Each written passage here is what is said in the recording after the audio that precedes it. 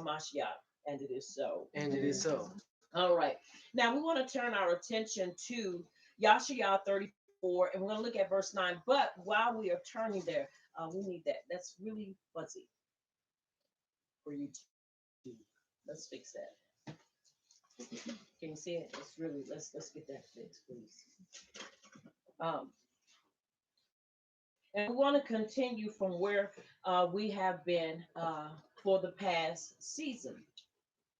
And as we're rolling into a new season, we have been in this study for a season, and now going into a new season, making preparations for Prashad, and I'm excited about what the Abba is doing, what he's done, and what he's yet going to do with us as people. We are in unmasking the end time beast, and we are talking along the lines of World War III, understanding who the anti-Mashiach is and where he will be coming from. I know for a lot of people that this is not a welcoming class or message, because many times we don't want to hear things of this nature. We don't want to hear, but I'm here to tell you, whether we hear it or not, it is relevant, and it is important that we understand that this is our future. And if we're not prepared and we don't know what area to look for, then we're going to be in a whole lot of trouble. Knowing is half the battle. And sometimes I understand that there are things we don't want to deal with, but whether you deal with it now before it is in full operation, or you deal with it when it is full blown in operation, it is up to you. I'm just a messenger here to put out the information. And so, with that being said, we're going to go back over what we had gone over for a little, just briefly, and then we're going to move forward. It is important that we understand the message that is being brought here in this. Why is it important? Because if we don't understand the platform or even the uh, nationality of the anti-Mashiach, then we will continue to say that the anti-Mashiach is going to present itself or present himself from Rome, which is Rome. Scripture must prove that that is right. And so far, as we've been going through these classes, it has not proven to stand up that Europe will be the one that will produce the anti-Mashiach. I know historians, and I know when I was in Christianity, this is all we were taught. This is all we knew. But I'm here to let you know, unless it can stand, unless the writings support it, it is not valid. And so it is important that we understand you have to have proof as well as evidence. When you have both, then you have a case. Without those two, you do not have a case. This is why when people go to court, unless they have evidence as well as proof, it can be thrown out. Somebody could go to court and say, hey, I slipped and fell on the job. Okay, what is your evidence, or what is the proof? You have the evidence basically saying that you've done it, but what is the proof? What is your proof or your evidence? Well, I broke my leg. Well, that's not enough. Okay, well, they had to take me from the job in an ambulance, which is documented, stating that I had to leave from the job, go to the hospital, and this is the work they've done. Unless you can show forth and prove that you got hurt on the job, then your fight and you're trying to sue them is just going to be a waste of your time, because they're going to throw it out before it even gets started. So it's imperative that we have proof as well as evidence. And also, it helps and it's great to have witnesses. And we have witnesses because the writings of the scripture always does what? Scripture always does what? Interpret scripture. Scripture always interprets scripture. So it is important that we understand your scriptures are going to support one another, and they are going to interpret one another. And so this is very important for us to understand. And so, with that being said, as we have been going over, once again, unmasking the end time beast and looking at the different places and the different names, like this Gog and Magog is another name for the anti-Mashiach. Obadiah 1 and 9 helps us to understand that and substantiate that. Then your mighty men, O Teman, shall be dismayed to the end, that everyone from the mountains of Esau may be cut off by slaughter. Now, it is important that we understand, why would Yahuwah cut down and slaughter Teman if this is not Muslim lands being judged? Then what is it? Once again, bringing a relationship and fleshing out also who the anti-Mashiach will ascend from. One of the things I've come to understand in this class is that you must really begin to look at the Muslims. Many times we don't want to accept it, but when you begin to look at Ishmael and you look at Esau and how they came together and became one, where you have to understand Ishmael and Esau are one family, and they are Muslims. They are Arabs and they are Muslims, and they make up part of our family, whether we want to accept it or not.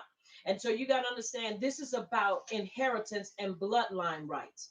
And so when we began to understand that, then we understand that we've got to look in the direction in which all of this is pointing.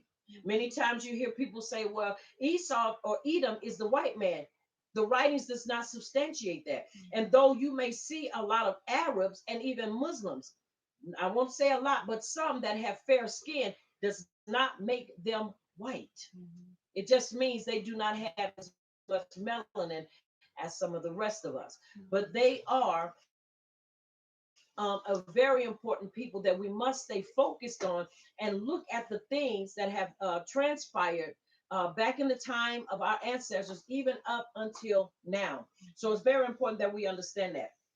Another thing is that it says, notice that it says in Obadiah 1 and 10, for your violence against your brother Yaakov, shame shall cover you, and you shall be cut off forever.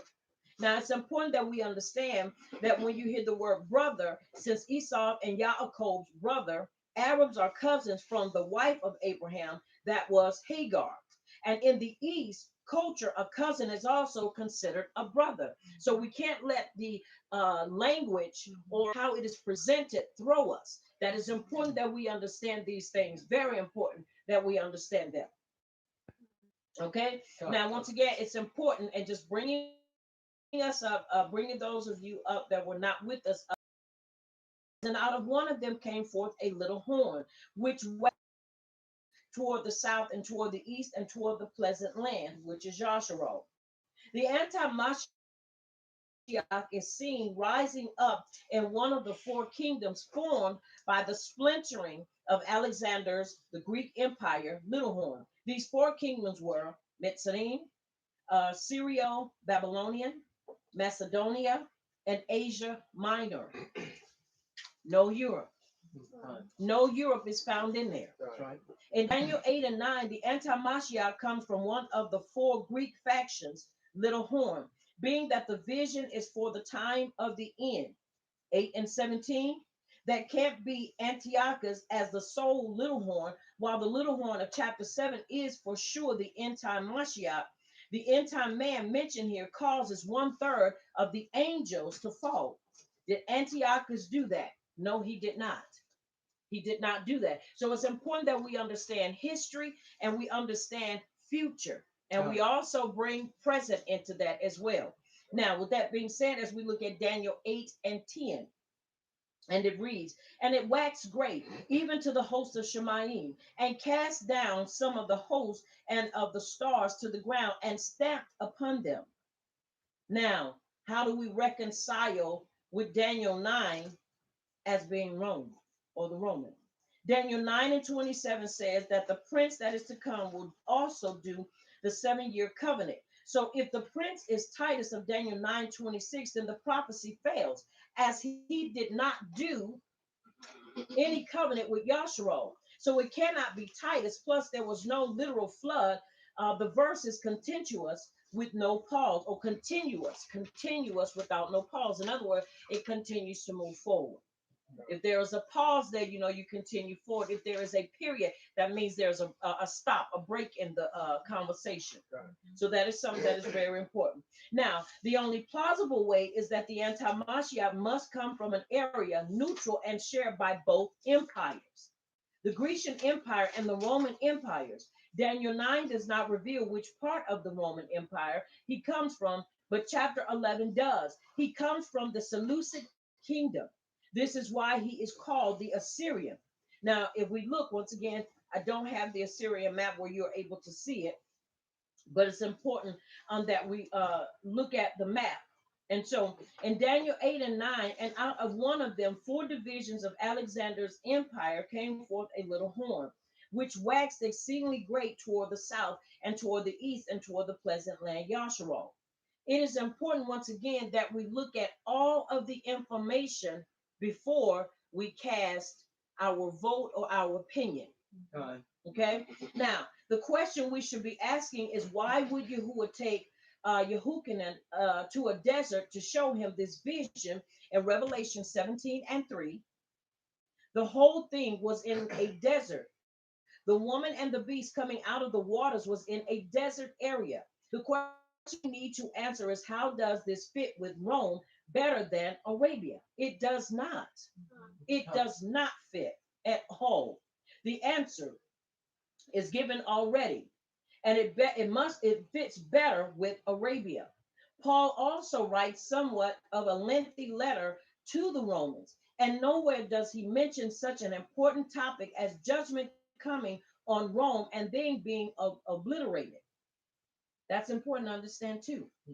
As he wrote the letter, he spoke nothing of it. So it's important that we put all the information together, all the evidence together. And so it is important. Exactly. Many people are falling over because of ignorance and because they don't understand what's going on. And so there is a solution, and the solution always, for everything you need, it's always in the Word.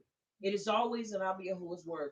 I don't care how many people try to say, well, it contradicts itself and it was written by man, and so we can't afford to follow it. Don't believe that lie. Don't believe that lie, because the moment we stop having belief in the writings and we start falling for everybody's opinion and looking at this and that and not falling, then we're going to surely find ourselves losing the belief in the writings. It is important and imperative that we stay in a place of prayer and a place of studying. When you study, there are some things that when you really put your heart and mind to studying, when you begin to see dots, just because they're dots does not mean you need to connect them. And the way that we study and continue to study helps us to understand, just because it's a dot there does not mean it is to be connected. That dot is there sometimes just for a reference. And so we must understand that to connect, but scholars in their worldly wisdom and even in their foolishness said, well, hey, let's just connect the dots and let's just make it work. No, we're not here to try to make something work that doesn't work. It's like trying to fit a forged part onto a Dodge. It doesn't work. They don't fit. You might have 50 spark plugs, and all 50 spark plugs belong on a Dodge truck. If you try to put those spark plugs in a Ford truck, it's not going to work. It's going to, number one, it's not going to fit in there. And if you fit it in there, you're going to blow that motor up. Right. Threading, you got to look at all of those things. And so it is important that we understand that these things were created so that we can know and so that we follow the information, and it help us to understand and better prepare ourselves for these end times. For these end times. Now, with that being said, very important that we understand. Now, let's look at Yashaya 34 and 9. And this is very important because as we read once again the writings, it helps us to substantiate the truth. And in substantiating the truth, it helps, watch this, to build our belief in the writings. Because let me tell you something, this is all we have. And understand, once again, I understand that there are things in there that present themselves as contradictions. I understand that there are things in the writings that when men try, and even women try to interpret it, it presents itself as a contradiction and even sometimes misinterpretation. Could be like, but why would it say that? What is the real meaning? There comes a time in our lives that we have to set back and let the Abba, through the Ruach HaKodesh, give us the revelation. And this is when you really have to have an ear to hear what the Ruach is saying unto us, the congregation. Many times, because we want to give the truth as mores, and leaders, there are times that we will get into a vein and we feel like this is the interpretation. One thing I have learned is that no interpretation of the scriptures or the scripture is of no private interpretation, and that's the writings. It is not privately interpreted. If it is interpreted correctly, then guess what? You won't be the only one. I won't be the only one. There will be others that will walk in agreement with the interpretation of the writings. God. And not just people that we know and that we walk in agreement with. There are people you will never know and never meet, but be there. Why? Because it is important that you understand that the writings are going to stand by themselves, whether we agree with it or not. God. Whether we agree with it or not. So this is understand. Now, with that being said, let's look at evidence to support that Saudi Arabia is the place that the anti-Mashiach is going to come from. Now, once again, Yashiyah 34 and 9, and it reads. Let me do this. Come on.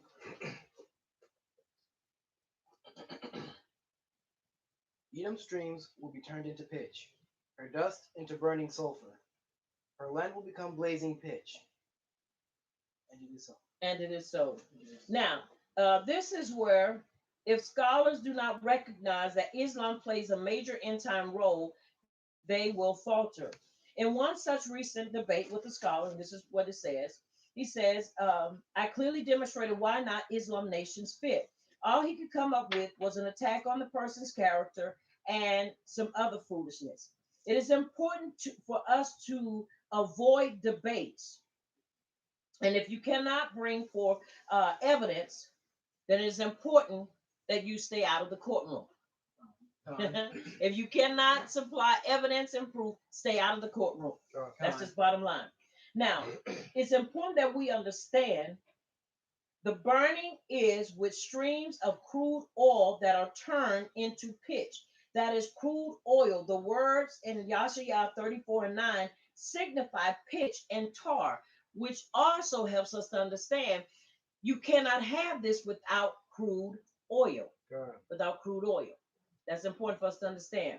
Europe does not have the oil to burn in the way described in the writings. And because they don't have it, you cannot force it to fit there.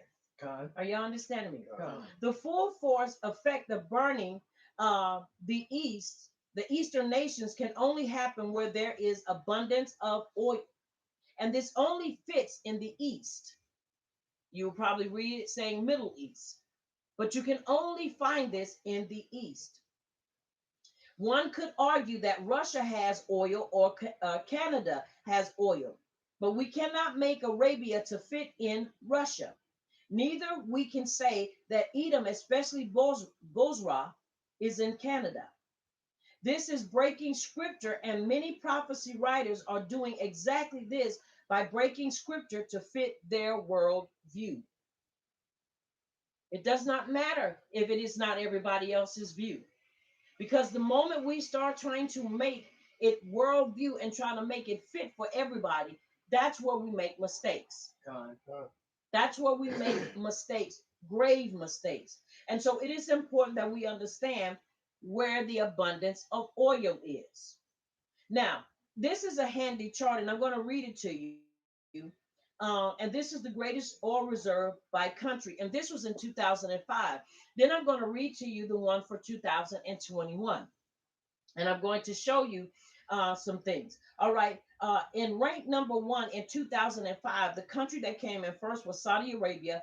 This proved reserves billion barrels. Now that is 261.9 billion barrels of oil. Canada had 178.8. Theirs had 178. Looking for my footnote. Okay.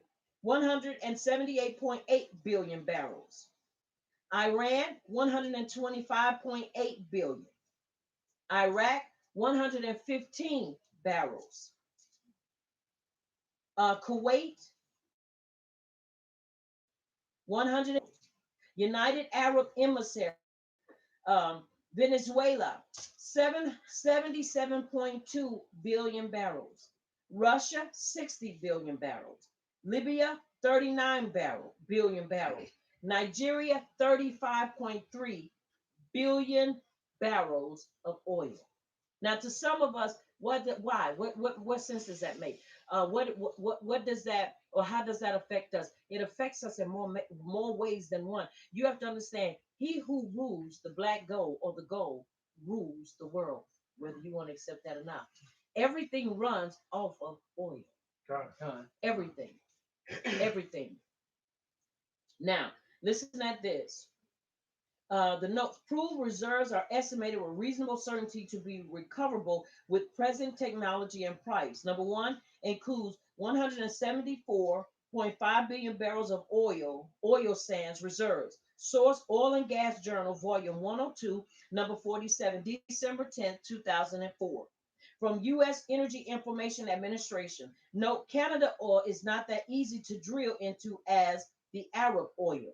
It's important that you understand these countries that have been presented, they all have some type of um, issue when it comes to just getting the oil, and you'll see what I'm talking about. Now, I want to read to you the one for 2021.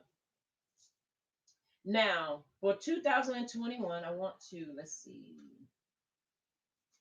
I want to read also. Okay. Now, I want to read this to you, and this is taken also in 2019. Crude oil is the world's main source of energy. Please make a note of that. Crude oil is the world's main source of energy. Crude oil. Many times we're not told this because we only believe, okay, we just put it, oil is turned into gas, it's turned into kerosene, diesel. And so these are the only things that it's used for. Not so. It is used for many other reasons and other sources. Now, in 2018, the world used approximately 99.3 million barrels per day of oil. This number is projected to rise to 100.8 million in 2019. Crude oil creates gasoline, jet fuel, diesel, asphalt, tar, and lubrication oils. So it creates a lot of stuff. Oil reserves denote the amount of crude oil located in a particular region that can be recovered with current technological tech yes technological constraints and at a cost that is financially feasible at the current price of oil. Listen at this. Venezuela has the largest amount of oil reserves in the world with 300.9 billion barrels. But I'm going to come back to that. They're not. Arabia still stands at the top. Are y'all following me? Saudi Arabia has the second largest amount of oil reserves in the world with 266.5 billion barrels. Despite Venezuela's large supply of natural resources, the country still struggles economically and its people are going hungry.